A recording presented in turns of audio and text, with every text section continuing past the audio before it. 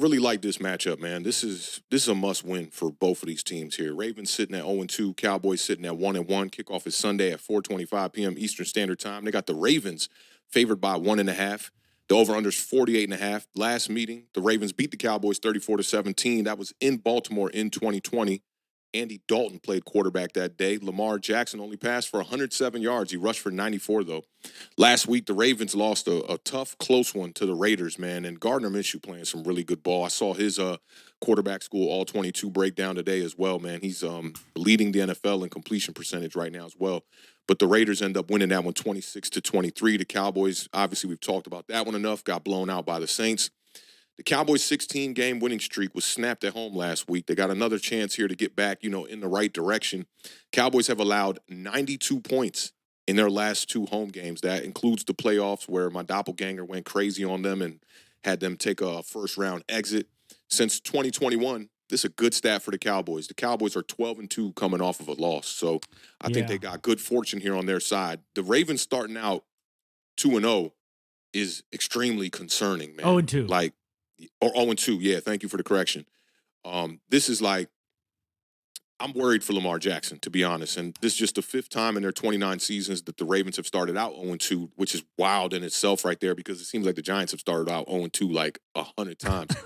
But every time, before this that they started off 0-2, they didn't make the playoffs. This has not happened in the Lamar Jackson era, though. So this is a different time. The Ravens are 0-2 for the first time since 2015. And just 3 teams have started out 0-2 and won the Super Bowl. And we know that, with the Ravens going to the championship last year, that's the goal this season. If you fall short of that, people are going to say you definitely, aren't showing up. And this roster that you've improved and built around Lamar Jackson is failing right now. But no team has done that since 2007 to start off 0-2 and then go on to win the Super Bowl. Shout out to the Giants Nation in the building one time. Y'all know what it is, man. Eli Manning. Okay? Lamar Jackson obviously has never started out 0-2. They lost by a pinky toe to the Chiefs in that first game. And then you lose a heartbreaker to the Raiders here. So it's almost like, the game, it is a game of inches, to be honest. A couple of things go their way, and they could be sitting at 2-0. Now, the Beard talked about how this show for him was going to be a lot about, running backs and RTDB. STFU, RTDB vibes, right? And I think in this game it's most important. You got to run the ball. You got to stop the run.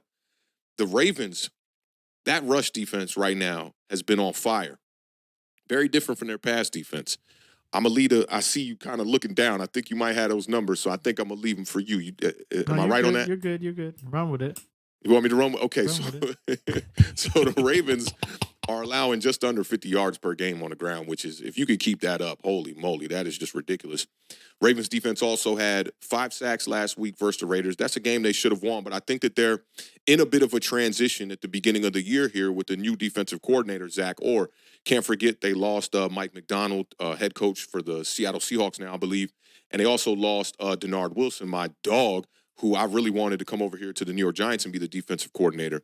Now, the Cowboys did allow 190 rushing yards last week versus the Saints. And the Ravens last year were the number 1 rushing team in the whole entire NFL. So it's time to get things on track. You added Derrick Henry. He's had 130 yards in 2 games on 4.2 yards per carry.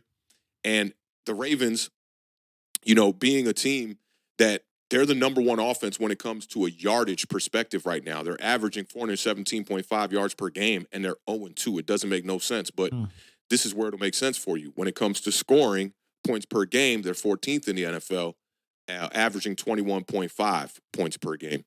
So get that running game going. Get Derrick Henry more involved. I think they're kind of trying to run him a little bit up the middle, just a little bit too much, and things are just a little bit too congested. And that could be the way that the Ravens win this game. Now, for the Dallas Cowboys, it's really up to 2 guys, man. It's Dak Prescott, it's CeeDee Lamb. That's really it. And I've been talking about CeeDee Lamb being the prototype for what a slot wide receiver looks like, and how Malik Neighbors can kind of be that guy for the Giants, even though a lot of people think Wan'Dale Robinson is going to be the guy that's going to be the future slot wide receiver. But CeeDee Lamb through 2 weeks has been in the slot now 58% of the time. And the Ravens right now, their rush defense has been immaculate, but their passing defense is terrible. It's the worst in the NFL right now. Yep. They're giving up 257 per game through 2 weeks. And wide receiver ones have done damage to the Ravens defense and their secondary. Devontae Adams had 9 receptions for 110 and 1 touchdown this past week. And before that, on opening day, Rashee Rice had 7 receptions for 103 yards. Beard, I need you to say this with me. Denard Wilson. Denard Wilson. That is the reason why this pass defense is not clicking, if you ask me. I've talked about how it was with the Philadelphia Eagles when they went from worst to first with Denard Wilson, then back to worst. And I've talked about it now with the Ravens. The Titans right now, and Denard Wilson is the defensive coordinator over there, they have not allowed a wide receiver to get over 60 yards this entire year. Damn. Garrett Wilson had 57 yards. DJ Moore had 36 yards. Those were the 2 leading guys in the 2 games for the Tennessee Titans. Now, they're not winning a lot of games. Their quarterback is making some mistakes, but on that defensive side of the ball, in that secondary, they are holding it down. Now, you got a couple of injuries as well with the Baltimore Ravens secondary on the outside. Their outside corners really haven't been playing that well. Nate Wiggins is banged up. And for the Dallas Cowboys, you should expect to get Jake Ferguson back, which is amazing for the Dallas Cowboys because at one point it looked like his season was completely over and he was going to have a torn ACL, and that's not the case. So any help that you can put around CeeDee Lamb and Dak Prescott, I think it gives you a good chance to be able to win this game. But for both of these teams, I think it's very important that you get an early lead in this game, especially for the Dallas Cowboys. Yeah, I mean, you hit on a lot of really good points, a lot of beard points there. Listen, talking about running, I mean, the Dallas Cowboys, they got it. I mean, where they need a cook in the kitchen. Okay, I don't know what's going on in the practice squad, but I think it might be time for to bring the cook from behind the bar and bring him to the field. I like that because 85 yards per game is 8th worst in the National Football League right now for the Dallas Cowboys. So they're going to have to try and find a way to run the ball. I mean, I know you talked about, that's why I agree with you that it comes down to Dak and CD because of the pure amount of yards that Baltimore is giving up right now through the air. And that with the fact that Dallas can't run the ball, it's going to be interesting to see how Baltimore plays it because it's almost like you're playing into it, right? Like Dallas is going into the game, they can't run the ball. They see that we can't defend the pass. How can they find a way to scheme up that defense to battle against CeeDee Lamb and Dak Prescott? That's going to be the big one right there. And you talk about, Dallas's rush defense. They're giving up a ton of yards, 141 on the ground. So, can Derrick Henry and Lamar Jackson, let's not forget, Lamar Jackson can run a damn football too. Okay, so those two guys. Hill, maybe. Oh, man, he's a guy. Lamar. Yeah, I love watching Lamar Jackson play football. I know there's a lot of people out there, that hate on Lamar Jackson, but even just the way he throws, it's just, he's got a sidearm. Yeah, he flicks the rock a little bit, And so this is the other thing, though. Baltimore, okay? This is where, I'm getting into that Dak, that little Dak Prescott mode, okay? Oh, the Dak hate. Yeah, that's not Dak hate. It's just. You see, I caught you though. You was like, yeah. No Dak hate. This is just Dak Prescott numbers, okay? Baltimore is tied for the 3rd most sacks in the NFL through the first 2 weeks. On the flip side, Dallas is tied for the 4th most sacks allowed. So, if Dak can't stand straight, he might not be able to take advantage of that Baltimore secondary. So that's one of the things I think that you're going to see Baltimore really attacking Dak Prescott to kind of make up for that weakness in the secondary. Is really trying to get some pressure on Dak Prescott. If they can put Dallas into some long 3rd downs, then they start forcing Dallas's hand. That's where Dallas starts to make a lot of mistakes. I'd like to see how many of Dak Prescott's interceptions occur on 3rd and longs. That would be a very interesting stat to look at. So that's something to keep your eye out in this game to see if Dallas does turn the ball over.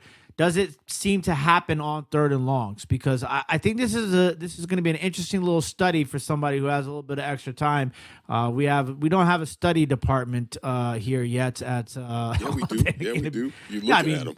Listen, we have a research and development department, but we don't have a study department. Okay, this is a deep dive right here to go find something like that. But I got you, bro. I got you. A lot of homework this week. You know, I'd like to know if my theory is correct or if it's just Dak. I mean, last game, you know, I told you about the homie. I can't remember homie's name, but number 83 for the Dallas Cowboys.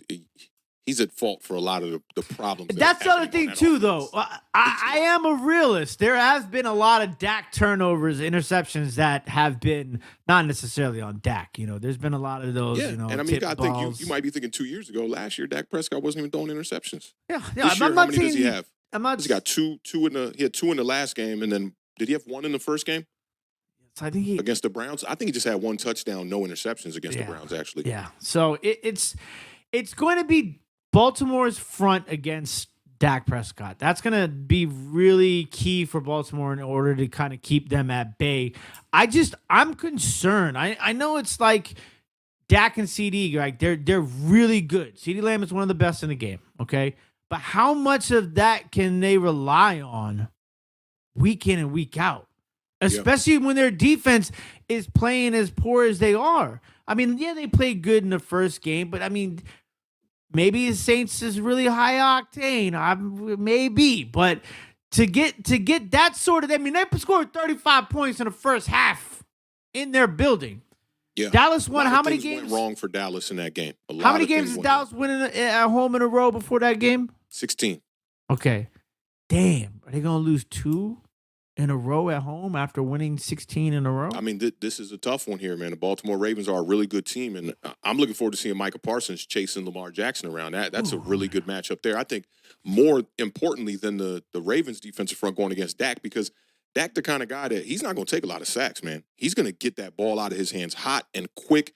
You really just, if you're a Dallas Cowboys fan, you want to see that big game from CeeDee Lamb that we haven't seen yet. We haven't seen a 100-yard game from CeeDee Lamb. And, you know, you talked about, is it sustainable and whatnot? Last year, it absolutely was until they got to the playoffs. And even when they got to the playoffs, CeeDee Lamb still put up some decent numbers against the Green Bay Packers. But you need more weapons over there, especially when you don't have a running back or a running game. You're dealing with Rico Dowdle, Ezekiel Elliott, and you're hoping that Dalvin Cook can come in there and maybe save it, you know. But what we saw from Dalvin Cook with the Jets last season didn't look all that good. So I think they knew that this was going to be a problem going into the year with the running back situation. But to me, I just think that it's more of a must. It's a must win for both teams, but it's more of a must win for the Ravens. Absolutely. They play Buffalo the following week after this. Oh, dude, their schedule's just imagine brutal. if they lose to the Dallas Cowboys. They play Buffalo. Then after that, they got to go and play Cincinnati on the road. This schedule that they got is a nightmare. The way that it starts off, it's going to be tough. You need more Derrick Henry. I think his expected yards per carry right now is 2.9. It's second worst of all running backs in the NFL right now. You just get the running game going in a different way. And I don't know what's going on over there. I know Derrick Henry's new, and when you leave an organization that you've been with for so many years, it's very tough to just like get into a new system and be a guy. You know, Joe Mixon is a guy I think that's doing a pretty decent job of it. Devin Singletary's doing a good job. Josh Jacobs is doing a really good job. And Saquon obviously is doing a pretty good job outside of that drop that he had. But it's going to be tough. There's one little statistic I want to throw out there before we move on from this game is Lamar needs one more game of leading the Ravens in passing and rushing yards to tie Cam Newton for the NFL record. Take a guess how many games it is. You'll be good at this too. Let's see how good you are. How many years has Lamar been? Lamar was a rookie in 2018. Yeah, and he didn't play the first 10 games. So we're looking at five seasons, I guess, give or take. Probably, let's say, I'm gonna say 44 times. Man, you be good. You very close. If this was Price is Right, you would have been staying in your seat because you went over. But 40, he's going for 40. So that'll be the NFL record. I'm gonna definitely be rooting for him. But more importantly, I'll be rooting for a good game in this one. I think this matchup does present a good game. Pocket passer and Dak Prescott gets the ball out of his hands quick versus the new style of quarterback, dual threat, can run, extend plays, do all of that stuff. We'll see how it goes. I think that the Ravens passing defense is going to be under more pressure than the Cowboys passing defense, who at least showed that they can play some ball in week one. You got a score already? Oh, you know I got a score. Give me your score so I can buffer and think about mine. Unfortunately, this is a tough week for the NFC East. We are going to go 4. I'm going to take the Baltimore Ravens to win by a final score of 26-21. God, my heart wants Lamar to win this game. You cannot start out 0-3. My mind says that the Dallas Cowboys are going to get back in track, man. 12-2 coming off a loss at home. That's a good one. But there's 2 of those losses. This could be 3. No running back is the deal breaker for me. I'm going to go Baltimore Ravens as well. Close game. I'm going to say 30-28 Baltimore Ravens. That'll be a fun game.